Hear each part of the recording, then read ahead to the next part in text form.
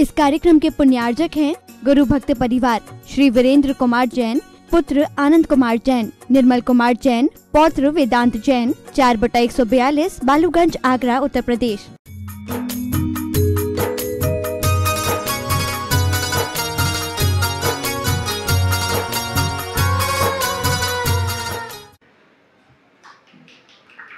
जो है उसको देखो, जितना जरूरी उसे देखो, बाकी ये सब अंतहीन दौड़ है जिसका कोई गंतव्य नहीं, जिसकी कोई मंजिल नहीं।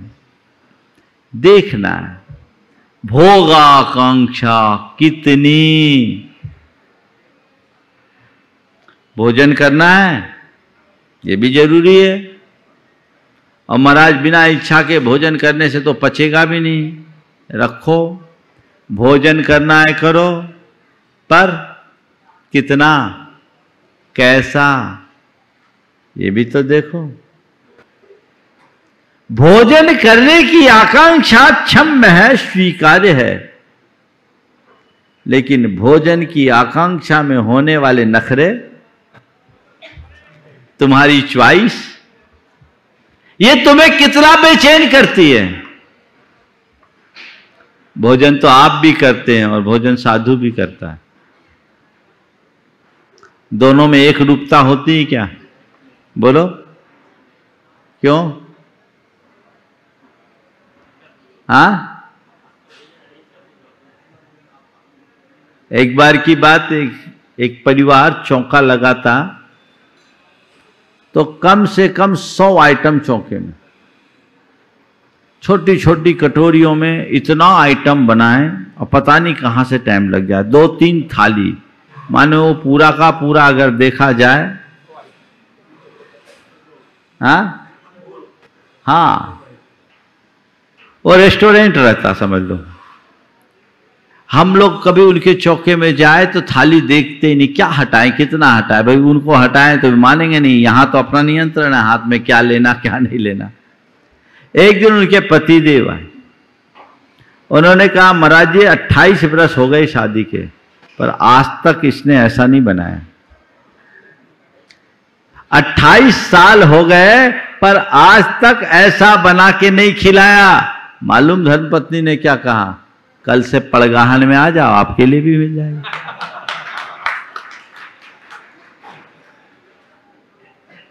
बात समझने की है। तुम्हारी कांक्षा कैसी है, पड़ताल उसकी हो। भोजन करो, मनोनुकूल भोजन की भावना कदाचित हो तो भी ठीक, लेकिन इसके बावजूद जब भोजन के लिए बैठो, जो हो उसे अपने मन के अनुकूल बना लो तो उपलब्धि है। आप लोगों को क्या होता है, महाराज जी मन के प्रतिकूल सामग्री को अनुकूल बनाना तो दूर की बात, मनोनुकूल सामग्री में भी थोड़ी हीनाधिकता हो जाए। रोज की चाय आ रही है बढ़िया टेस्टी, लेकिन चाय थोड़ी ठंडी हो जाए तो दिमाग तुरंत गर्म हो जाता है। क्यों? ये क्यों? ये क्या है? ये दुर्बलता है ना। ये केवल उदाहरण है। 5 इंद्रियों के विषयों की तरफ देखिए। एक आम व्यक्ति भोगों से मुक्त नहीं होता, लेकिन भोगों की प्रबल आकांक्षा से तो मुक्त हो सकता है। मैं उनके प्रति थोड़ी उदासीनता का भाव तो लाऊं।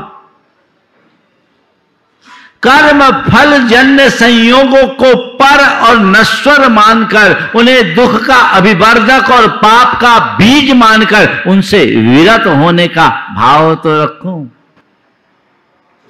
इन्हीं बातों को आचार्य समंत भद्र महाराज ने आप जैसे लोगों के लिए और स्पष्ट करते हुए लिखा, कर्म पर वसे शांते दुखैरंतरितोदये पाप बीजे सुखे नास्था श्रद्धाना कांक्षना स्मृता।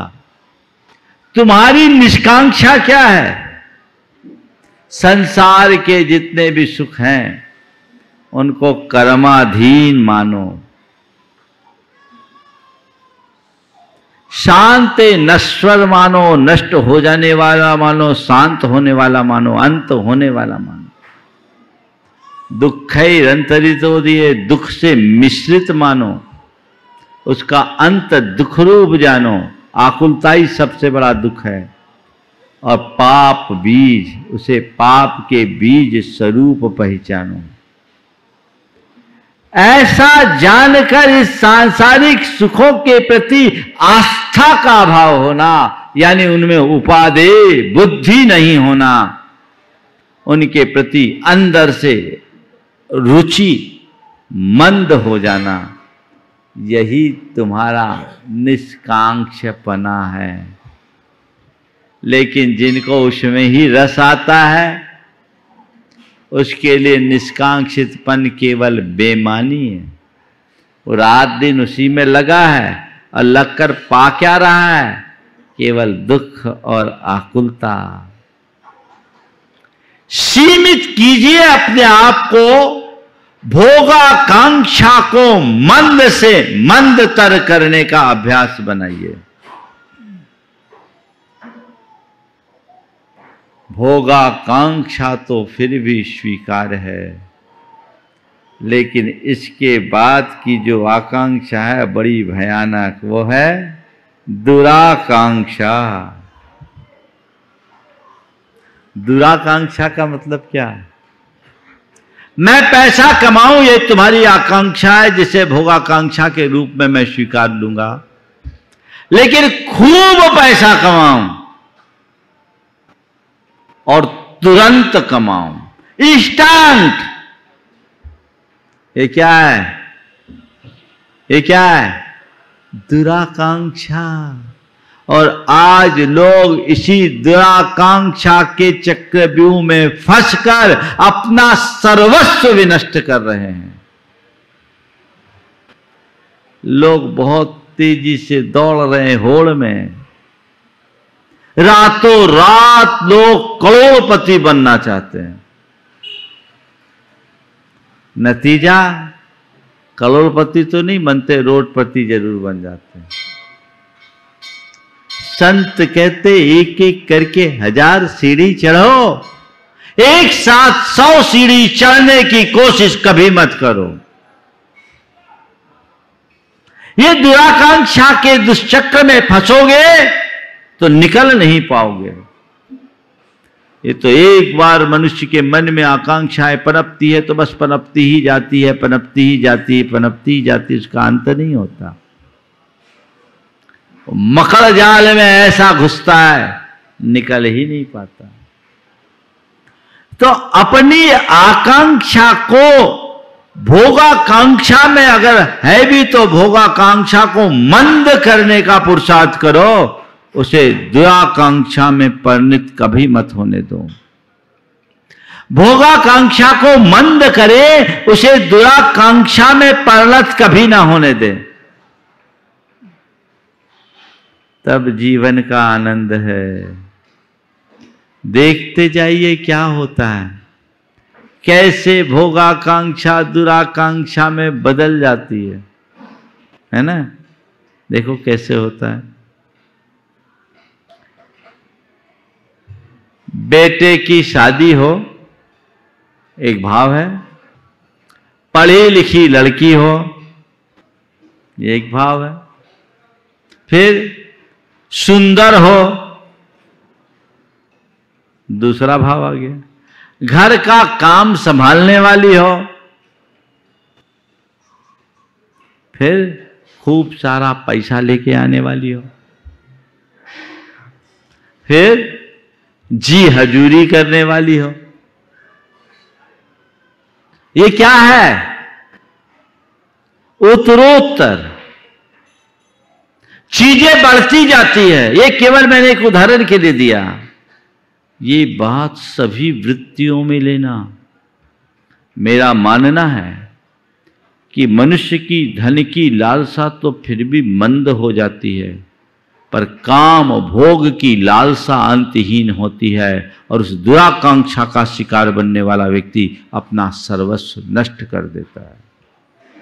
आए दिन जो आप लोग समाचार पढ़ते और सुनते हो, उसका नतीजा क्या है? कई ऐसे प्रकरण प्रकाश में आए हैं जिसमें अपने मन की पलने वाली दुराकांक्षाओं के कारण लोगों ने अपनी सारी मर्यादाओं को तार तार कर सर्वस्व नष्ट किया है। अगर आत्म संयम हो, तत्व ज्ञान हो, तो ये चीजें सब शांत हो जाएगी। तो दुराकांक्षाएं मंद हो। और कभी कभी ये दुराकांक्षा कैसे उलझाती है। एक फकीर एक के घर गया, उसने उसका आतिथ्य किया। फकीर बड़ा प्रसन्न हुआ और जाते समय उसे अपना एक शंख दे दिया। बोला, इस शंख को लो, मैं तुम्हारी सेवा से प्रसन्न हूँ, ये दिव्य शंख है और इस शंख को फूंकना और तुम जो चाहोगे वो तुम्हें मिल जाएगा। बस बहुत खुश हुआ। ऐसे भी उसकी कोई ज़्यादा इच्छा थी नहीं। कभी कोई जो थोड़ी बहुत ज़रूरत पड़ती, शंख को फूंकता, चीज़ें मिल जाती। बहुत सुखी जीवन चल रहा था। एक दिन कोई दूसरा फकीर उसके घर आया। फकीर ने पूछा, क्या करते हो? बोले, कुछ नहीं, बस घर है, आप जैसे साधु संतों की सेवा करता हूँ, 2 बीघा जमीन है, उसको जोतता हूँ, अपना काम करता हूँ, बस। तुम खर्चा कैसे निकालते? बोले, कुछ नहीं, आप जैसे गुरु ने मुझ पर कृपा की थी, एक शंख मुझे दिया और कहा था कि इसमें तुम जो मांगोगे वो मिलेगा। तो मेरी ज़्यादा ज़रूरतें नहीं हैं, जो भी ज़रूरतें होती है मैं मांग लेता हूँ, इस शंख से मुझे मिल जाता। उसने कहा, देखो भाई, तुम्हारे शंख से भी ज़्यादा महिमाशाली शंख मेरे पास है। तुमने मेरी सेवा की तो मैं चाहता हूँ तुम पर मैं कुछ कृपा करूँ, तो एक काम करो, अपना शंख मुझे दे दो और मेरा शंख तुम ले लो। बोले, क्यों, इससे क्या होगा? बोले, इसमें तुम जो मांगोगे उससे डबल मिलेगा। अभी तक तो तुम जो मांगते थे वही मिलता था, अब तुम जो मांगोगे उससे डबल मिलेगा। अच्छा? बोले, हाँ। बोले, कैसे पता? बोले, देख लो। उसने शंख फूंका और कहा, मुझे एक कन्या दे दो। उसने कहा, एक क्यों, 2 ले लो। फिर उसने कहा, मुझे 100 रुपये दे दो। तो शंख ने कहा, 100 क्यों, 200 ले लो। उसको यकीन हो गया, ये तो और जादुई शंख है, जितना चाहते हैं उससे डबल देता है। उसने एक्सचेंज कर लिया, अपना शंख दे दिया और उस फकीर का शंख ले लिया। क्रम चल रहा था। एक दिन उसे कुछ जरूरत पड़ी, कहा, मुझे एक गाय दे दो, दूध की कमी है। बोले, 1 नहीं 2 ले लो। बोले, 2 ही दे दो। बोले, 2 नहीं 4 ले लो। तो 4 ही दे दो। बोले, 4 नहीं 8 ले लो। बोले, 8 ही दे दो। बोले, 8 नहीं 16 ले लो। उसने कहा, हद हो गई, दे कुछ नहीं रहा, आश्वासन सब दे रहा है। आश्वासन पूरा मिल रहा है, दे कुछ नहीं रहा है। बड़ा परेशान, पछताया। इससे अच्छा मेरा वो शंख था कि जितना चाहता था उतना मिल तो जाता था, लेकिन यहां तो केवल आश्वासन है, 1 नहीं 2 ले लो, 1 नहीं 2 ले लो। बहुत परेशान हो गया। उस फकीर को ढूंढा, वो कहां मिले। फिर एक फकीर मिला, उसने अपना शंख दिखाया। बोले, ये क्या हो गया है, बोलता है देता कुछ नहीं। बोले, ये ऐसे ही शंख है, ये ढपोर शंख है, ये बोलेगा देगा कुछ नहीं। समझ गए? तो तुम सबके पास वही ढपोर शंख है जिसे तुम फूंकते आ रहे हो। तुम्हारे अंदर की आकांक्षा, तुम्हारे मन की वासना, वो ढपोर शंख है जो केवल आश्वासन देता है, देता कुछ भी नहीं है। तुम्हारी भोगाकांक्षाओं को उत्तरोत्तर बढ़ाता है, शांत नहीं कर पाता। उसे शांत करने के लिए सचेष्ट होइए, उसे किसी भी स्थिति में बढ़ने मत दीजिए। तो भोगाकांक्षा को मंद करें और दुराकांक्षा से बचें। दुराकांक्षा महा दुखदाई है।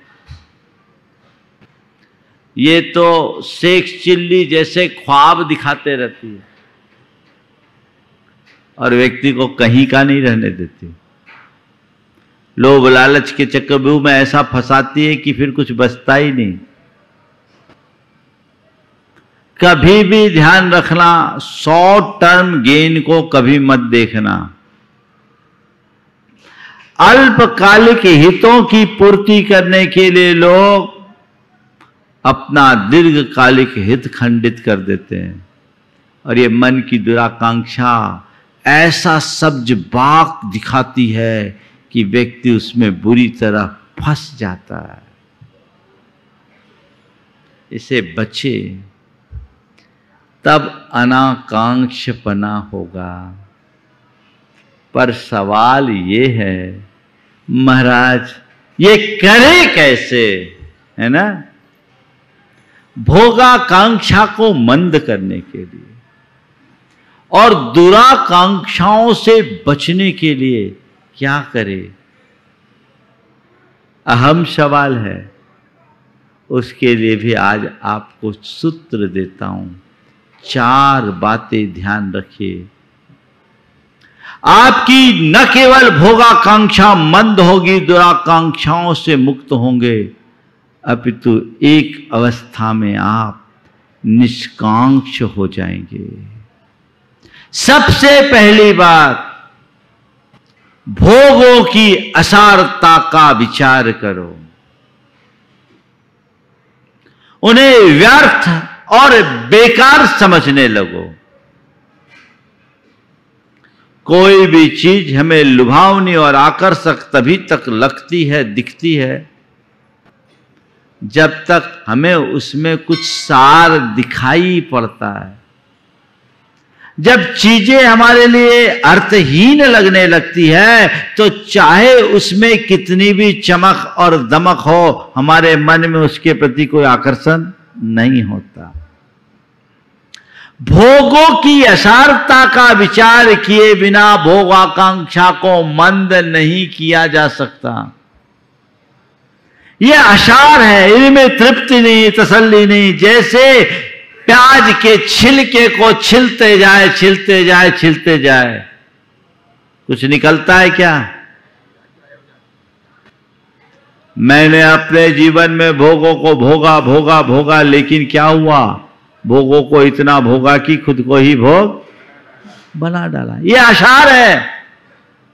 यही इसकी असारता का प्रमाण है। यह हमारे अंदर की तृष्णा को बढ़ाने वाली है। दूसरी बात, असार है, तृष्णा भी वर्धक है। पूर्ति के प्रयत्नों से आकांक्षाएं मिटती नहीं, अपितु और अधिक बढ़ती है। अनुभव है, अपने अतीत की इच्छाओं की पड़ताल करके देखो। हमने एक को पूरा किया, उसके स्थान पर 10 आ गई। एक को पूरा किया और दूसरा स्थान 10 आ गई। जॉर्ज बर्नार्ड शॉ की ये पंक्तियां बड़ी सार्थक है। टॉल्स्टॉय की पंक्तियां। There are 2 tragedies in our life. One is not to get your heart desire, the other is to get it. हमारे जीवन में एक साथ 2 दुर्घटनाएं घटती है। एक वो कि जिसे हम चाहते हैं वो हमें नहीं मिलती, और दूसरी वो कि वो मिल जाती है। दुर्घटना है। जिसे हम चाहते वो नहीं मिलती और दूसरी की वो मिल जाती। जिसे हम नहीं चाहते वो नहीं मिलती, तब तक पाने के लिए परेशान होते हैं, और जब मिल जाती है तो किसी और के लिए पागल हो जाते, उसे देखते ही नहीं। यही है ना कमी। ये तृष्णा भी वर्धक है। इनसे मन की तृष्णा और उत्तरोत्तर बढ़ती है।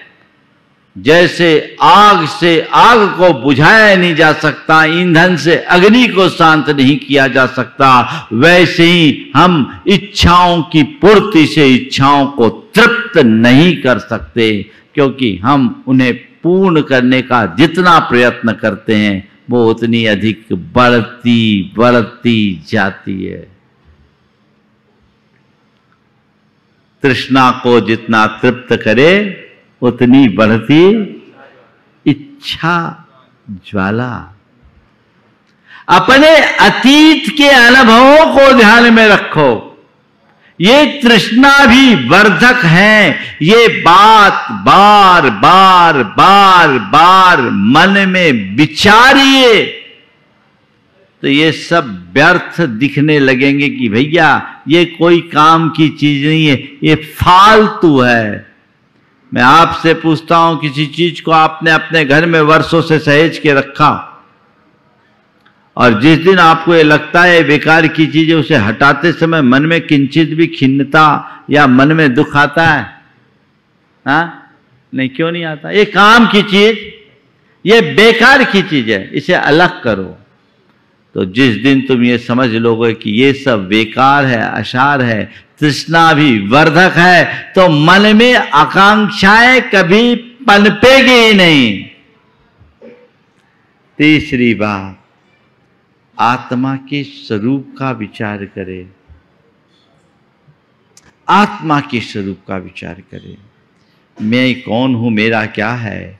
ये इंद्रियां मैं नहीं हूं, ये विषय मेरे नहीं हैं, मैं इन सब से परे हूं। ये भोग तो केवल मन की परिणति है जिसे कभी पूरा नहीं किया जा सकता।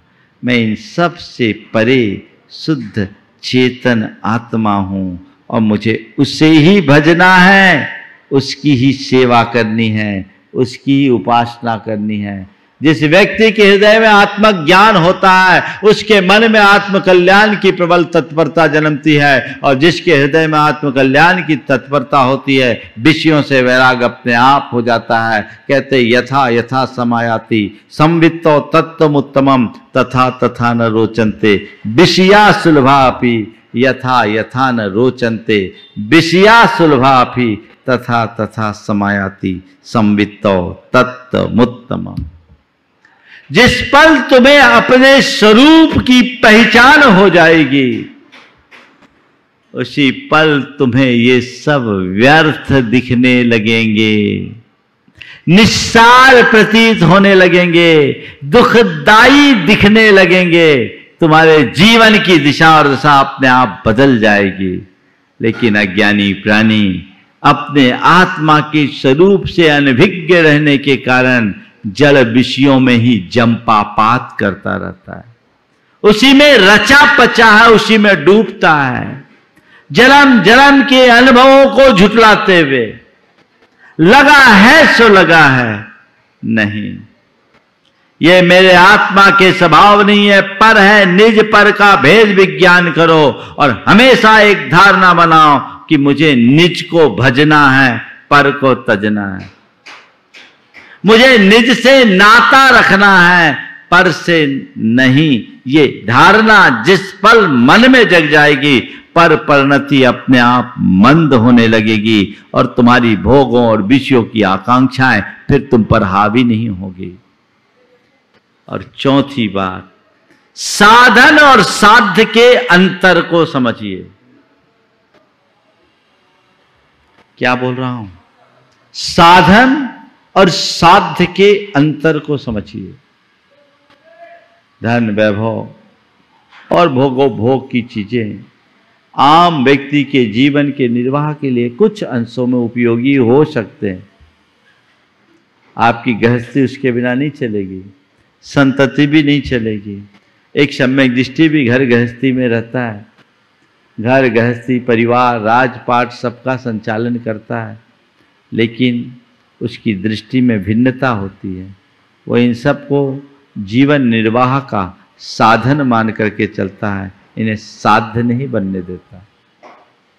आपके पास जो भी चीजें हैं, आप जिसका भी आलंबन ले रहे हो, अगर चाहते हो कि तुम्हारी भोगाकांक्षा प्रबल न हो या दुराकांक्षा न बने, ये मान करके चलो, ये साधन है, साध्य नहीं। मेरा लक्ष्य इनको प्राप्त करके इनमें मग्न होना नहीं, जीवन में काम चलाने के लिए इनका उपयोग करना है। मेरा लक्ष्य तो अपनी अंतरात्मा में डूबना है। कोई व्यक्ति गाड़ी खरीदे, अच्छी से अच्छी गाड़ी खरीदे। गाड़ी आप लोग क्यों खरीदते हैं? इसलिए कि हमें कहीं आना जाना हो तो सुविधा हो। आपने लग्जरी गाड़ी खरीदी, बढ़िया से बढ़िया गाड़ी खरीदी, और कोई व्यक्ति उस गाड़ी में ही बैठा रहे, उससे लेकर के कहीं आए जाए नहीं, तो उसको आप क्या बोलोगे? हाँ बोलो, अरे इतनी बढ़िया गाड़ी खरीदी, मर्सिडीज है। ठीक है, मर्सिडीज खरीदी है तो किसके लिए खरीदी ये तो देख। तू गाड़ी में ही बैठा रहेगा तो तुम्हें तो पागल समझा जाएगा। हालांकि ऐसा पागलपन नहीं करते आप कहने को, कोई गाड़ी में नहीं बैठता, क्योंकि मालूम है गाड़ी तो साधन है, वो साध्य नहीं। गाड़ी हमने जिस प्रयोजन से ली है, हमें उसकी पूर्ति करनी चाहिए। तो जैसा विचार आप गाड़ी के प्रति करते हो, वैसा ही विचार जीवन में जुड़े अन्य संसाधनों के प्रति भी होना चाहिए। ये केवल साधन है, साध्य नहीं। ये मेरे जीवन के लिए हैं, मेरा जीवन इनके लिए नहीं है।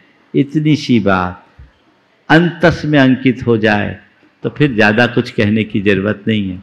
अभी मन से पूछो,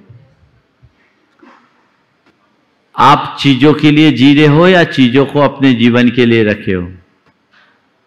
पड़ताल करके देखना। जो भी चीजें तुम्हारे साथ जुड़ी हैं, चाहे तुम्हारा धन पैसा हो या तुम्हारे भोग विलास के साधन, ऐसा लगता नहीं कि ये मेरे जीवन के निर्वाह के साधन है। ऐसा प्रतीत होता है मानो यही जीवन का साध्य बन गया है, और उसके पीछे अपने जीवन का सर्वस्व खोने के लिए भी लोग तैयार हो जाते हैं। ऐसे ही लोगों के पीछे चमड़ी जाए पर दमड़ी न जाए की उक्ति चरितार्थ होती है। साधन और साध्य के इस बारीक अंतर को समझना चाहिए। वो होगा तो जीवन की दिशा बदलेगी, सब कुछ परिवर्तित हो जाएगा और सब धन्य धन्य धन्य हो जाएगा। वो अंतरंग में घटे और हम अपने जीवन को उच्च आदर्शों के साथ जोड़ सके, ऐसा पुरुषार्थ हो, तब हम निष्कांक्ष होंगे। तो हम एक बात दिमाग में रखें कि एक सब कर्माधीन हैं, नष्ट हो जाने वाले हैं, पाप के बीज हैं और दुखदायी हैं। इनमें हमारी आस्था नहीं, देखने में लुभावने हैं पर परिणाम अच्छा नहीं। हम बचपन में एक मिठाई होती थी, उसको हवा मिठाई कहते हैं। सब आज हर बुंदेलखंड में गुड़िया के बाल कहते हैं। बाल किसी के नहीं खाना चाहिए। वो हवा मिठाई, उसका नाम बहुत सार्थक है। देखने में कितनी बड़ी होती है, इतनी बड़ी बड़ी लुभावनी है ना। उसको इतना कर देता बॉल की तरह, और मुंह में डालो तो सब हवा। भैया, जिसके पीछे तुम रात दिन परेशान रहो रहे हो, वो सब हवा मिठाई है। कब हवा हो जाए कोई पता नहीं। आध्यात्मिक दृष्टि रखो, उनके प्रति उपेक्षा का भाव रखो, उन्हें उपादेय मत मानो। एक वनस्पति होती है अपामार्ग, इसे औंधा कांटा भी बोलते हैं। औंधा कांटा अपामार्ग औषधि है, कई तरह की बीमारियों में काम आती है। अभी मैं वैद्य की नहीं बता रहा हूँ। उस अपामार्ग की औषधि के लिए आप नीचे से ऊपर करोगे तो आपको एक भी कांटा नहीं लगेगा, और ऊपर से नीचे हाथ लाओगे तो हाथ भिज जाएंगे। बस संसार के जितने भी विषय हैं ना, ये सब अपामार्ग हैं। इनको आप ऊर्ध्वगामी दृष्टि रख करके नीचे से ऊपर उठने के प्रयास की दिशा में करोगे, सुरक्षित रहोगे और अधोमुखी बनोगे, उलझ करके रह जाओ। तो हमें अधोमुखी नहीं, ऊर्ध्वमुखी बनना है। बड़े लक्ष्य को लेकर के चलना है, जिससे अपने जीवन का पथ प्रशस्त किया जा सके। समय आप सबका हो गया, तो निष्कांक्षा तक पहुंचने के लिए अभी हमें क्या करना है? भोगाकांक्षा को मंद करना है और दुराकांक्षा से मुक्त होना है। यही हमारे जीवन का साध्य और यही हमारे जीवन का लक्ष्य होना चाहिए। बोलिए परम पूज्य आचार्य गुरुवर श्री विद्यासागर जी में जय। बोलो देवादिदेव 1008 श्री भगवान महावीर स्वामी की जय जय जय। अहिंसा परमो धर्म की जय जय जय। परम पूज्य आचार्य गुरुवर श्री विद्यासागर जी महाराज की जय जय जय। बोले परम पूज्य गुणायतन प्रणेता मुनिवर्षि प्रमाण सागर जी महाराज की। दुनिया में कई तरह के लोग होते हैं। कुछ लोग ऐसे होते हैं जो बहुत जल्दी जिस किसी से प्रभावित हो जाते हैं, और कुछ लोग ऐसे होते हैं जो किसी से प्रभावित नहीं होते, अप्रभावित रहते हैं। दोनों स्थितियां अपनी अपनी जगह अलग है, लेकिन दोनों के परिणाम भी अलग अलग हैं। जब हम सम्यक दृष्टि की बात करते हैं तो सम्यक दृष्टि किसी से, हर किसी से प्रभावित नहीं होता। वो खुद में भावित होता है और बाकी बातों से अप्रभावित रहता है। इसके इस अप्रभावित वृत्ति का नाम ही अमूढ़ दृष्टित्व है। आचार्य कुंद कहते हैं, जो होदि असम्मूढ़ो चेदा सव्वेषु धम्मेषु सो खलु अमूढ़ दिट्ठी सम्माइठी मुणे अब्बो। जो होदि असम्मूढ़ो चेदा सव्वेषु कम भावेषु या सव्वेषु धम्मेषु, जो दुनिया के सारे संयोगों से में मूढ़ नहीं होता, असम्मूढ़ होता है, उसका नाम अमूढ़ दृष्टि जानना चाहिए। एक बहुत मौलिक शब्द है मूढ़। मूढ़ किसको बोलते हैं? मूढ़ किसको बोलते हैं पता है? कई बार आप लोग बोलते हैं हमको उसने मूढ़ बना दिया। मूढ़ का मतलब क्या है? मंद बुद्धि नहीं है। दो शब्द हैं, एक मूर्ख और दूसरा मूढ़। मूर्ख उसे कहते हैं जो निरक्षर हो, अनपढ़ हो, पर मूढ़ उसे कहते हैं जो अज्ञानी हो, जिसे अपने हिताहित का विवेक न हो, वो मूढ़ है। और इस अर्थ में हम देखें तो अच्छे अच्छे पढ़े लिखे लोग भी मूढ़ हो सकते हैं, और निरक्षर गंवार आदमी भी ज्ञानी हो सकता है। जिसके अंदर विवेक प्रकट हो गया वही ज्ञानी है, और जो विवेक शून्य है वो मूढ़ है, वह अज्ञानी है। हमारे दुनिया में जितने भी शिक्षा के संस्थान हैं, विद्या के केंद्र हैं, वे सब मनुष्य को मूर्ख से विद्वान बनाती हैं। मूर्ख से विद्वान बनना और बात, पर मूढ़ से ज्ञानी बनना और बात।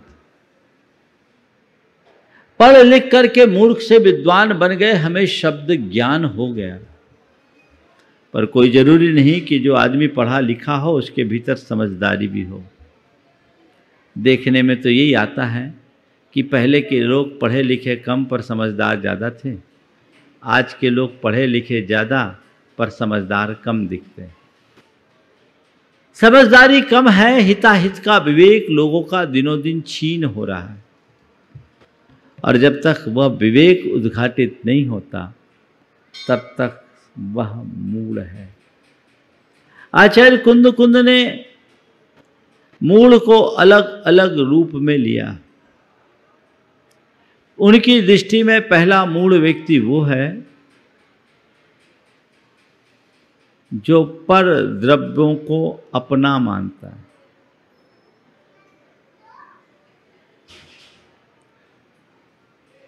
जो पर द्रव्य को अपना मानता है वो मूढ़ है। आचार्य कुंद कहते हैं अन्नान मोहिद मदि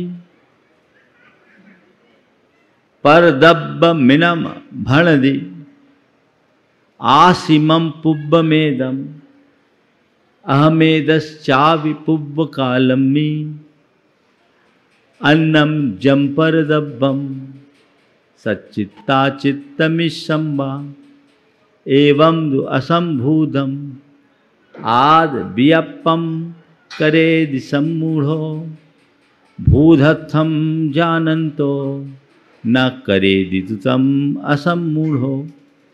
जिसकी मति अज्ञान से मोहित हो गई है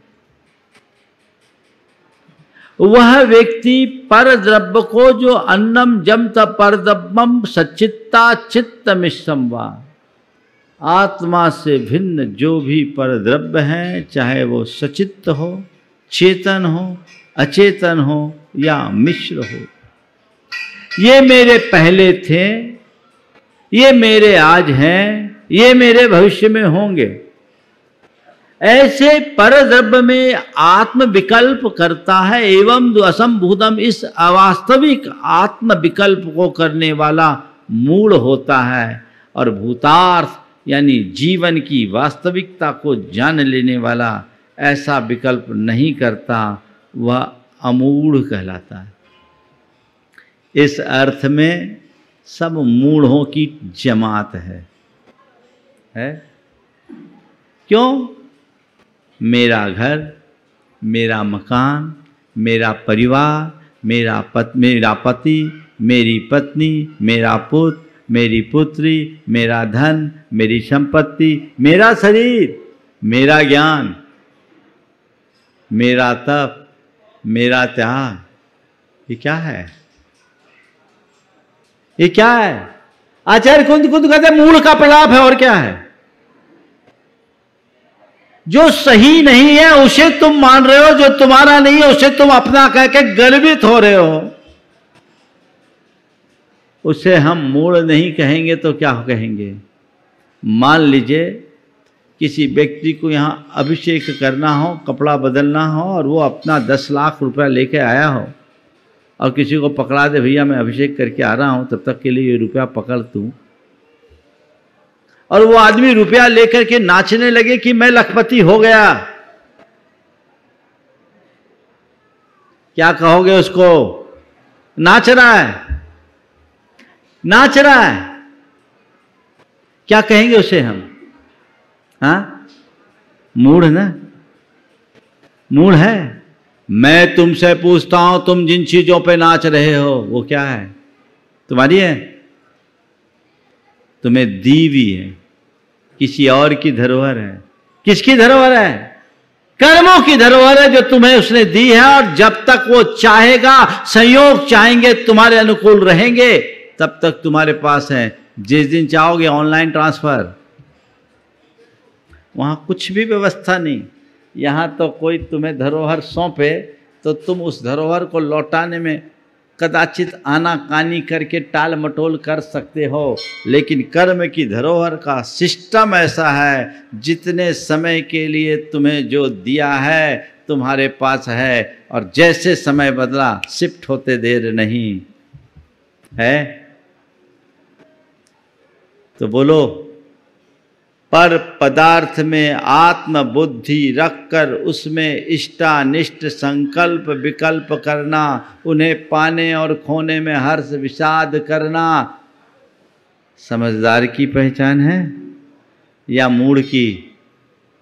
हाँ बोलो, थोड़ा जोर से बोलो। हाँ, और जोर से। मूढ़ की ना, है ना? वो मूढ़ कहाँ है? हम लोगों में तो ऐसा कोई नहीं है मूढ़, कहीं बाहर बैठा है। कहाँ है वो मूढ़? खोजो उस व्यक्ति को। अगर अपने भीतर ऐसा मूढ़ व्यक्ति बैठा है तो अभी उसे बाहर निकालो और उसके स्थान पर किसी ज्ञानी की प्रतिष्ठा करो, क्योंकि मूढ़ का उद्धार नहीं होता, ज्ञानी का ही उद्धार होता है। तो एक मूढ़ वे उसे कहते हैं जो पर द्रव्य को अपना मानता है। दूसरा मूढ़ आचार्य कुंद की दृष्टि में वो है जो पर द्रव्य से प्रभावित होता है।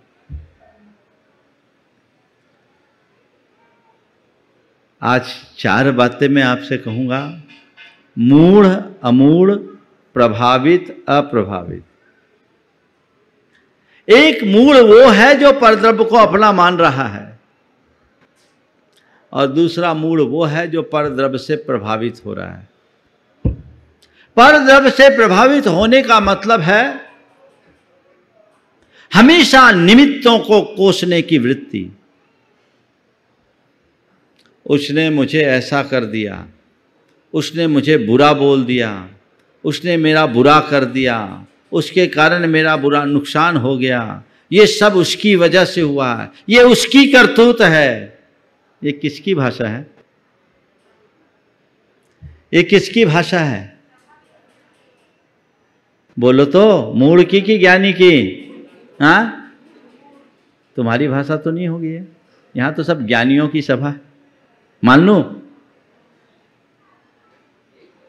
अरे भाई, वस्तु स्वरूप को पहचानो और अपनी अज्ञानता को झिड़क दो। जिस दिन ये वृत्ति तुम्हारे अंदर जम जाएगी, उसी दिन तुम्हारी परिणति बदल जाएगी, फिर तुम असमूढ़ हो जाओगे। जब हम मूढ़ता की बात करते हैं तो मूढ़ता के 2 रूप हैं, एक उपासनागत मूढ़ता और दूसरी आध्यात्मिक मूढ़ता। हम लोग उपासनागत मूढ़ता के प्रति तो फिर भी जागरूक रहते हैं, पर आध्यात्मिक मूढ़ता प्राय लोग पालते रहते हैं। मैं चाहता हूं व्यक्ति दोनों क्षेत्र में अमूढ़ हो, न उपासना के क्षेत्र में मूढ़ता हो, न अध्यात्म के क्षेत्र में मूढ़ता हो। उपासनागत मूढ़ता तुम्हें अंधविश्वासी बनाएगी और आध्यात्मिक मूढ़ता तुम्हें अज्ञानी बनाएगी, तुम्हें दुखी बनाएगी। दोनों चीजों से बचो। उपासना में कोई मूढ़ता नहीं। जो अमूढ़ दृष्टि होते हैं वो किसी से प्रभावित नहीं होते। आचार्य समंत भद्र महाराज ने उपासनागत मूढ़ता से बचने की प्रेरणा दी और कहा कि सम्यक दृष्टि के अंदर कोई मूढ़ता नहीं होती। वो देव मूढ़ता, लोक मूढ़ता और गुरु मूढ़ता से मुक्त होता है। वो किसी भी प्रकार के धार्मिक अंधविश्वास का शिकार नहीं होता और वो एक धारणा रखता है, निज में भावित रहता, अपने मार्ग से जुड़ जाता है, तो किसी से प्रभावित नहीं होता। उसके लिए किसी भी प्रकार का प्रलोभन, भय, चमत्कार कुछ अर्थ नहीं रखते।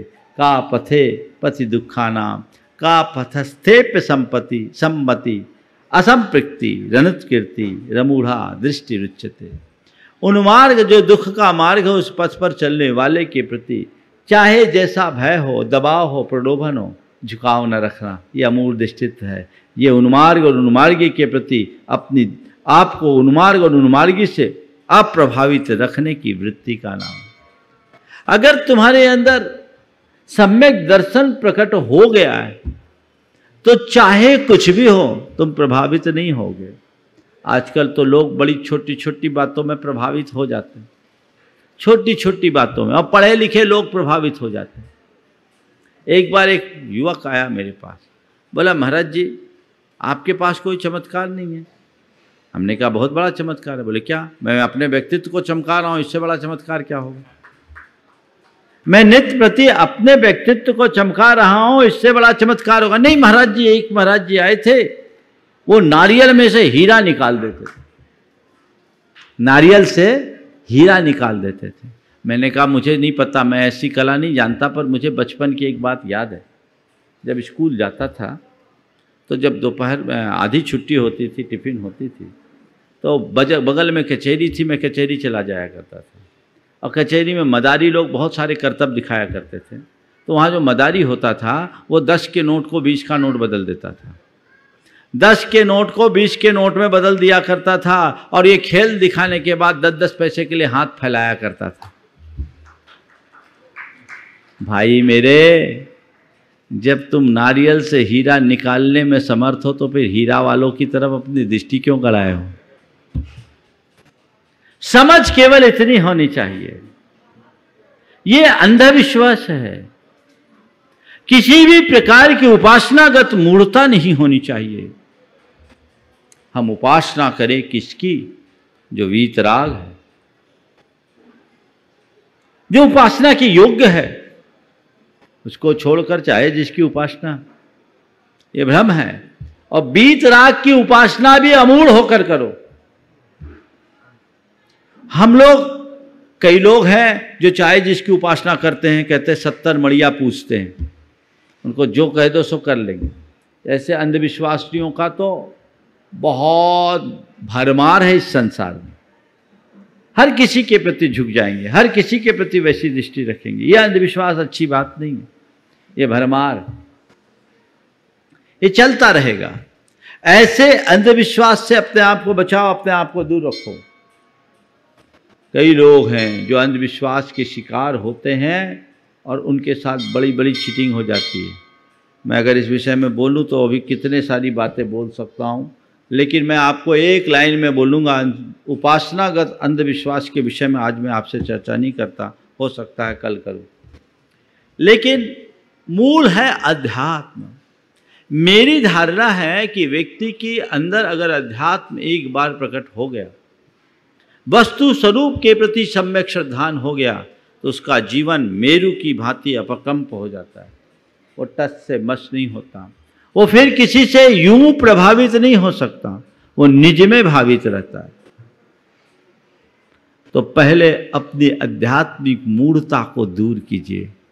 मैं आपसे कहूंगा इनको करो, इनको पूजो, इनको मत भजो, हर जगह तुम ऐसा जिस चाहे से प्रभावित नहीं हो, वो तो हो जाएगा।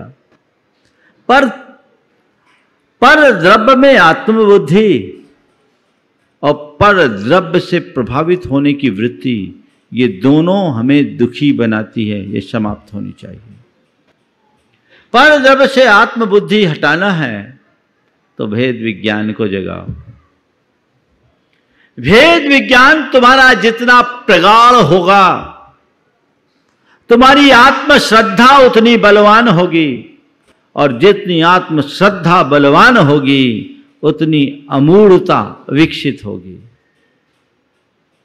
हम जानते हैं कि हमारा ये शरीर भी नहीं है, और शरीर क्या, हमसे भिन्न एक परमाणु भी मेरा नहीं है, वह सब मुझसे भिन्न है। ये जानते हो? जानते हो कि नहीं जानते? पहले ये बताओ। हाँ, जानते हैं। मानते हो? मानते हो, फिर क्यों मेरा मेरा कहते हो? नहीं कहते। तुम्हारी जितनी लिखा पढ़ी रजिस्ट्री कोई दूसरा कब्जा कर ले तो ऐसा गलबल करना भी नहीं। ध्यान रखो, एक सोच, एक सम्यक दृष्टि और एक मिथ्या दृष्टि की यही अंतर होती है। मिथ्या दृष्टि पर द्रव्य को अपना मानकर उसे छाती से चिपकाए रखता है, और सम्यक दृष्टि पर द्रव्य को अपने पास रखता है। उसकी ये धारणा रहती मेरे पास है पर मेरे नहीं है, ये दूसरे के है। वो कस्टोडियन बन करके जीता है। मुझे कस्टोडियन बन करके जीना है, बस मेरे हाथ में उसका प्रबंध मात्र है, स्वामित्व नहीं। और ये जीवन का एक बहुत बड़ा यथार्थ है, इस पर अपनी दृढ़ श्रद्धा होनी चाहिए। यदि ऐसी परिणति तुम्हारे अंदर आ गई तो तुम सबके बीच रहते हुए भी सबसे अलग महसूस करोगे। सबके बीच रहते हुए भी स्वयं में रमने की क्षमता आएगी। स्वरूप को तो पहचानो। कोई चीज मेरी है और वही चीज मेरे पास है, दोनों में हमारी मानसिकता क्या समान होती है? मेरी है तो उसमें व्यक्ति चिपक जाता है, और मेरे पास है तो भैया टेम्परेरी है तो है, यूज करो, खत्म करो।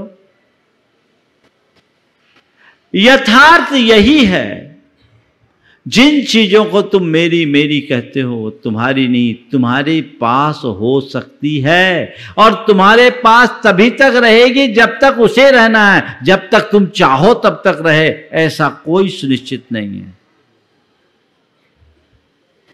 ये समझ अपने भीतर विकसित करो।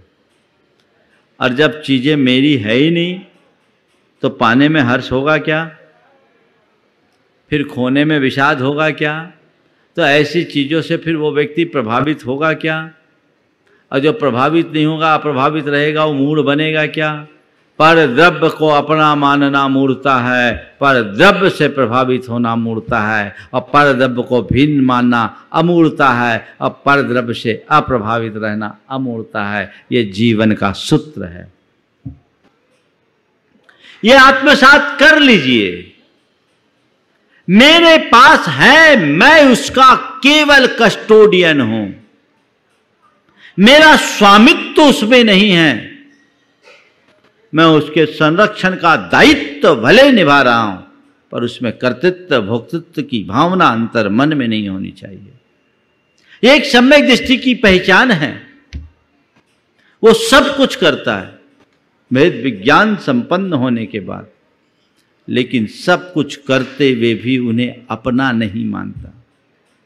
रे सम दृष्टि जीवड़ा करे कुटुंब प्रतिपाल, अंदर से न्यारा रहे धाय खिलावे बाल।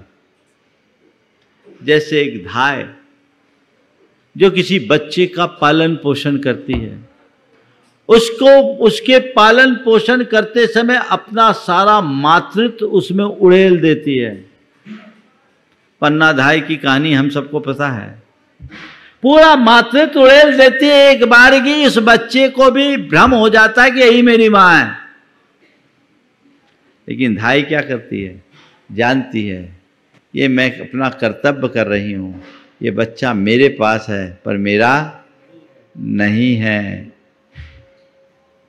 मेरे पास है मेरा नहीं है, ये धारणा गहरी बना लीजिए। ये जीवन का बहुत बड़ा यथार्थ है। मेरे पास है, मेरी नहीं है, फिर मेरा मेरा करोगे क्या। और एक बात और ध्यान रखना, तुम्हारे पास भी उतना ही रहेगा जितना रहना है। तुम जितना चाहो उतनी रहे, कोई जरूरी नहीं है। क्यों इतनी भागम भाग, फिर क्यों इतना संकल्प विकल्प, क्यों कर इतना हर्ष विषाद। क्या ये हमारी नादानी की पहचान नहीं है? बोलो। जिन चीजों पर मेरा अधिकार नहीं, जिन चीजों पर मेरा नियंत्रण नहीं, उन चीजों को लेकर परेशान होना समझदारी है या पागलपन? बोलो, थोड़ा जोर से तो बोलो, और जोर से। ये किनका है, किसका है ये पागलपन, किसका है? और ये कब तक चलेगा? महाराज ये जीवन तो ऐसे ही चलेगा, चलाते रहो, हमारा क्या बिगड़ता। अनंत जीवन चला गया, ये भी चला जाएगा। संत कहते अपने इस पागलपन को छोड़ो, उससे मुक्त हो, उससे बाहर आओ, ये भ्रम है, इसे तोड़ो। पर द्रव्य को पर मानो, पर द्रव्य पर है, पर था, है, रहेगा। ये दृष्टि आज जाने से तुम्हारे हृदय में समता भाव सहज विकसित होगी। केवल एक बात अंदर बैठा लो, तो जो उथल पुथल चलती है ना, अपने आप शांत हो जाएगी। बोलो, होगी कि नहीं होगी? तुम लोग भी बहुत होशियार हो, दवाई जानते हो पर खाते नहीं। सबको पता है मेरे दुखी होने का कारण क्या है, पता है कि नहीं है? हाँ, फिर भी करते क्या हो? वही रास्ता चुनते जिससे दुखी होते हो। अपने इस अज्ञान का निवारण करो, और इसीलिए इसे मूढ़ता की श्रेणी में रखा है। जो होद्य सम्मूढ़ो चेदा सव्वेषु कम्म भावेषु या सव्वेषु विधम्मेषु। जो असम्मूढ़ हो, यानी किसी भी स्थिति में किसी भी बात से प्रभावित न हो, बहुत जल्दी प्रभावित, तो प्रभावित हुए सो फंसे। तो पर द्रव्य में आत्म बुद्धि रखना, पर द्रव्य को अपना मानना क्या है? क्या?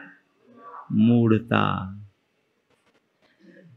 और मूढ़ता के लिए एक दूसरा शब्द भी दिया है चारिकुल जी ने, अन्नानी। अन्नानी अज्ञानी। सो मूढ़ो अन्नानी नानी एतो दुविपरीतो।